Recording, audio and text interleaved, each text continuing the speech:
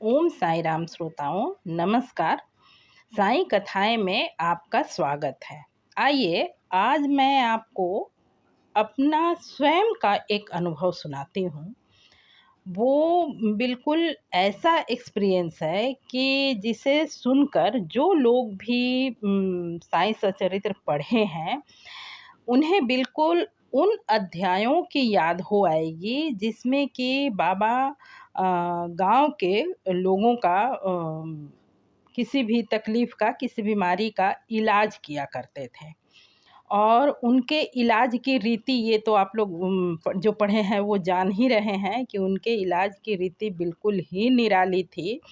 बिल्कुल ऐसा कि जिस किसी भी तकलीफ में, जिस किसी भी बीमारी में वो जो इलाज बताते थे, वो इलाज सुनकर डॉक्टर बिल्कुल चकरा जाएं और उन्हें लगे कि ये मतलब इस तरह के काम करने से रोग और बढ़ जाएगा, ठीक होने की तो कोई संभावना नहीं है।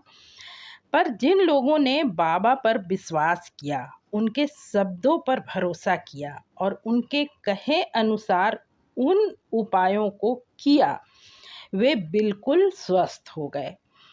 तो यहाँ बात ये थी कि बाबा, और हो भी क्यों ना, साईं ब्रह्मांड नायक हैं, इसमें कोई दो मत नहीं। तो कोई भी आधी व्याधि उनके सिर्फ इशारा, उनके बात पर, उनके कहने पर दूर हो सकता था और होता था। वरना कोई उनकी बताई कोई उपाय, कोई इलाज, कोई दवा की ज़रूरत नहीं। उनके श्री मुख से निकले उन शब्दों में ही वो असर होता था कि उस शब्द से ही, उन उपायों को करने पर ही मरीज जो भी दुखी होते थे, उनकी उन बीमारी से, उन तकलीफ से मुक्ति हो जाती थी। और बिल्कुल मैं जो आपको सुनाने जा रही हूँ, वो मेरा खुद का अनुभव है और इसे सुनकर आपको इस बात का भरोसा हो जाएगा कि ये चमत्कार, ये कृपा, कृपा कहें, ये कृपा बाबा सिर्फ उस वक्त नहीं करते थे जब वो देह में थे, और वो अपने नज़दीक शिरडी वासियों के साथ ही ऐसा नहीं करते थे। आज भी बिल्कुल उसी तरह से वो हमारे साथ खड़े हैं और आपको सिर्फ सच्चे हृदय से उन्हें पुकारने की ज़रूरत है। वो आज भी हमारा उसी तरह से मदद करते हैं और उसी रीत से, यानी उसी निराली रीत से, जो कि बिल्कुल अविश्वसनीय सी लगेगी। आप यदि आस्था आपको ना हो, आप भरोसा ना करें, तो आप इग्नोर कर दीजिए और उसके बाद में लगेगा कि कृपा तो हुई ही नहीं, क्योंकि वो स्वयं तो साईं के रूप में आकर आपको बताएंगे नहीं, पर वो समझने वाली बात है। चलिए मैं अपना अनुभव बताती हूँ। हुआ ये कि ये घटना कम से कम आज से 12-13 वर्ष पहले की है। हाँ, 12-13 वर्ष पहले की है। उस वक्त मेरे पति जॉब में थे। जॉब में तो होना ही था। और पहले मैं ये बता दूं कि हम लोग जमशेदपुर में रहते हैं। जमशेदपुर से मैं बोल रही हूँ और आपने टाटा मोटर्स का नाम अवश्य सुना होगा। तो मेरे पति टाटा मोटर्स में जॉब करते थे। तो वो उस वक्त 12-13 वर्ष पहले, यानी कि अभी हमारी गृहस्थी जो थी, हमारे दोनों बच्चे पढ़ाई के सिलसिले में दिल्ली में थे और हमारा मतलब रहना भी कंपनी के क्वार्टर में ही हो रहा था। टाटा टेल्को के जो कंपनी जो है, उन्होंने बहुत अच्छे तरह से कॉलोनी बसाई हुई है, बहुत अच्छा व्यवस्था है। तो हमारा रहना भी कंपनी के क्वार्टर में ही हो रहा था। अचानक मेरे हस्बैंड के घुटनों में दर्द शुरू हुआ। यूँ तो ये बिल्कुल नॉर्मल सी बात है, 40 के बाद आज के समय में हर तीसरे व्यक्ति को ये हो रहा है, ये कोई बहुत बड़ी बात तो नहीं है। पर हमारे साथ वो उस वक्त सही में बहुत परेशानी वाली बात हो गई, क्योंकि इनका दर्द जो शुरू हुआ, लाख दवा इलाज के बावजूद भी कंडीशन ऐसा हो गया कि इनका चलना फिरना ठीक से मुश्किल होने लगा। और दवा लेते थे तो कुछ दिन के लिए कम होता था, लेकिन उसके बाद फिर से वही कंडीशन, कुछ घंटे आराम हो, कभी सारे दिन के लिए आराम हो, रात में उठ कर के बिल्कुल बेचैन हो जाएँ, कभी रात में दवा लिए तो सुबह उठ कर के मतलब ऑफ़िस जाने के लिए तैयार हुए पर जा नहीं पाए। इस तरह की कंडीशन थी और जाना भी उस वक़्त हमारे पास मतलब जाने के लिए साधन टू व्हीलर ही था, स्कूटर से ही जाना होता था। अब धीरे-धीरे कंडीशन ये हो गई कि ये स्कूटर में किक भी नहीं मार पाते थे। तो किक नहीं मार पाने के कारण और भी परेशानी होने लगी कि कैसे ये मतलब नौकरी हो पाएगा। सबसे अधिक जो चिंता हमें सताने लगी वो नौकरी की ही थी, क्योंकि वो वक़्त ही वैसा था, आप समझ सकते होंगे कि बच्चे जब पढ़ रहे हों, आपकी गृहस्थी कच्ची हो, उस वक़्त स्वयं का तकलीफ़ इतना मायने नहीं रखता, जितना अधिक चिंता कि आपके ऊपर इस बात का होता है कि बच्चों का क्या होगा? गृहस्थी कैसे चलेगी? बच्चे कैसे पढ़ाई पूरी कर पाएँगे? शादी-विवाह की तो रहने ही दें। तो वही समय था, हमारे बच्चे दोनों दिल्ली में पढ़ाई के सिलसिले में थे। उनका अभी 1-2 साल, बच्ची की तो अभी बहुत मतलब शायद तो उसका उसे गए 1 वर्ष ही हुआ था, अभी 4-5 साल उसे पढ़ना था। बेटा को भी अभी 2-3 साल बाकी था कोर्स पूरा करने में। और रहना भी हम लोग का कंपनी के क्वार्टर में हो रहा था, अपने रहने के लिए कोई मकान तैयार नहीं था। इस तरह मतलब बहुत बीच-बीच का मतलब वो उम्र भी वही रही होगी, मतलब 50 अभी नहीं हुआ था। तो ऐसे समय वही समय था उस वक़्त, उस उम्र में जैसी गृहस्थी होती है आम तौर पर लोगों की, वैसी ही थी हमारी। तो ये बहुत मतलब चिंता वाली बात हो गई, दर्द अलग, तकलीफ़ अलग और चिंता अलग। उस सब से लेकर के बहुत परेशान थे हम लोग। तो उस वक़्त भी मैं जिस मंदिर के बारे में मैं हमेशा ही चर्चा करती हूँ कि मैं जिस मंदिर से जुड़ी हुई हूँ, उस मंदिर में मेरा जाना-आना शुरू हो चुका था, साईं से मैं जुड़ चुकी थी।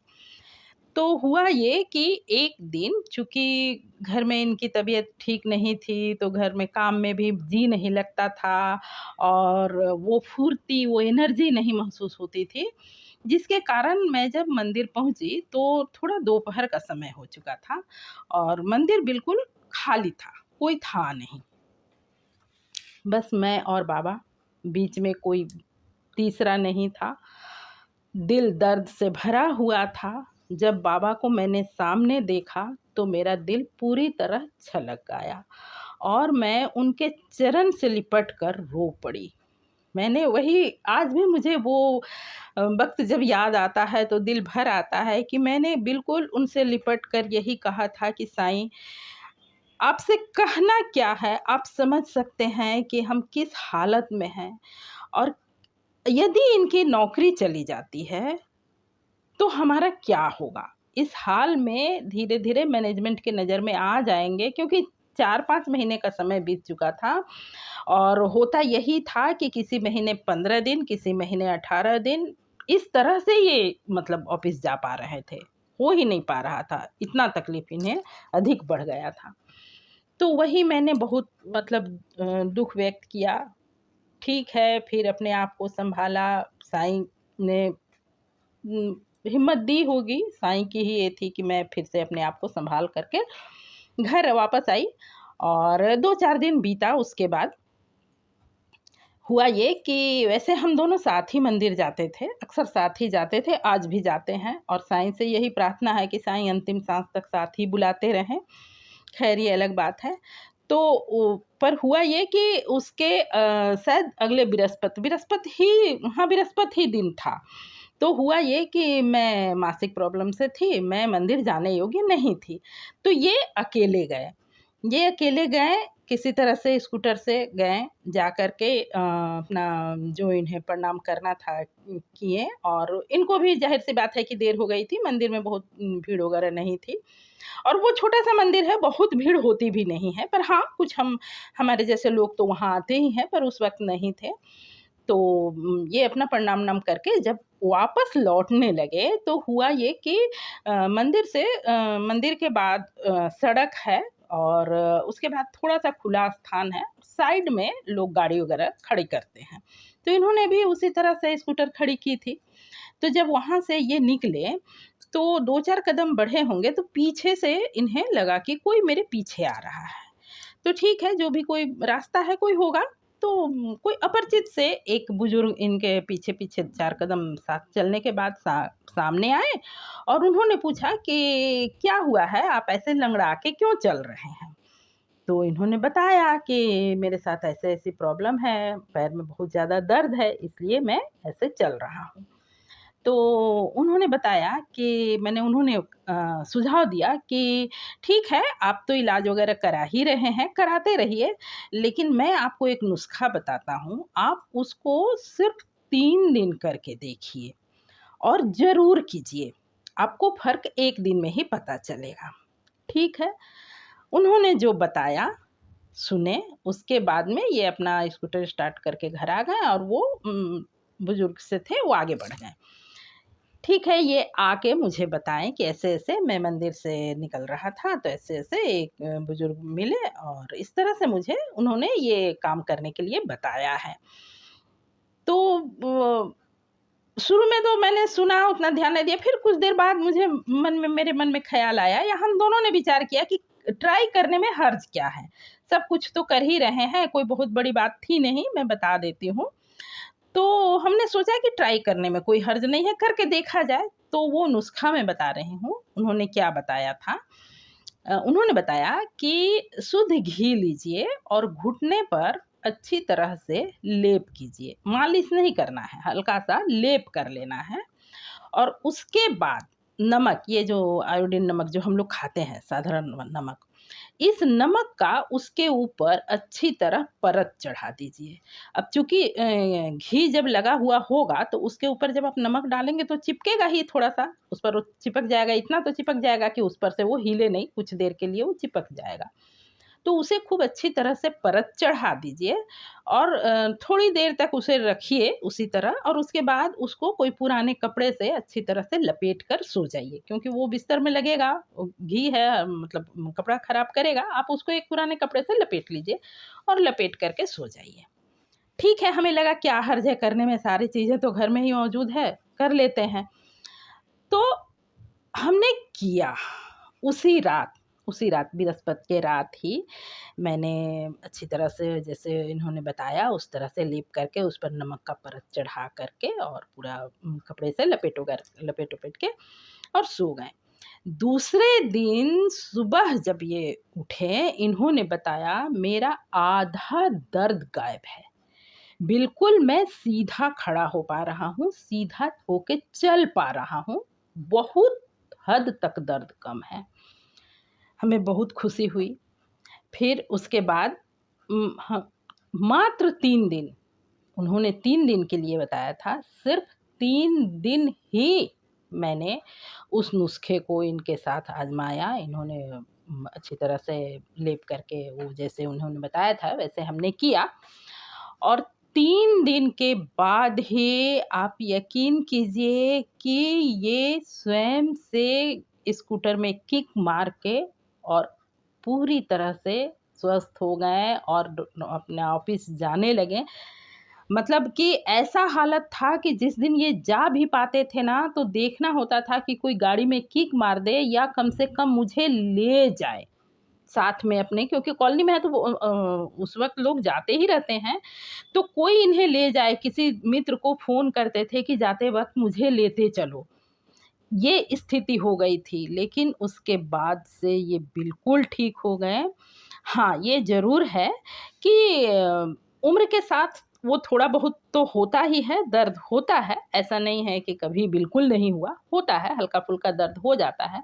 पर बस इतना कि कोई दर्द का मालिश वगैरह वाला तेल है, उसे थोड़ा-सा मिला-वला दिया जाए, तो थोड़ा रेस्ट ले लें, ठीक हो जाते हैं। दवा की ज़रूरत खाने की भी नहीं पड़ती। किसी डॉक्टर के पास जाने की बात तो छोड़ दीजिए, कभी दवा भी इन्होंने दर्द की दोबारा नहीं ली, बिल्कुल ठीक हैं, स्वस्थ हैं और हम कहने की ज़रूरत नहीं कि नौकरी इन्होंने पूरी की। अपनी पूरे सर्विस के बाद अवकाश प्राप्त किए और बच्चों का शिक्षा दीक्षा शादी विवाह सब कुछ हमने किया, सब कुछ ठीक है। तो ये है साईं का चमत्कार। अब मुझे नहीं पता, आज तक मैं नहीं जानती, आप यदि जानते हो तो कमेंट करके बताइएगा। मैंने इससे पहले कभी नहीं सुना था इस तरह के किसी नुस्खे के बारे में कि इस तरह का किसी नुस्खे से घुटना का दर्द ठीक होता है, और आज तक नहीं सुना। पर हमारा तो हुआ, हमारा हुआ, हमने महसूस किया। तो इसे हम लोग, हमारे परिवार में हम तो बाबा का ही चमत्कार मानते हैं। और वो व्यक्ति बिल्कुल अपरिचित थे, उन्हें दोबारा भी हमने कभी मंदिर के आसपास नहीं देखा।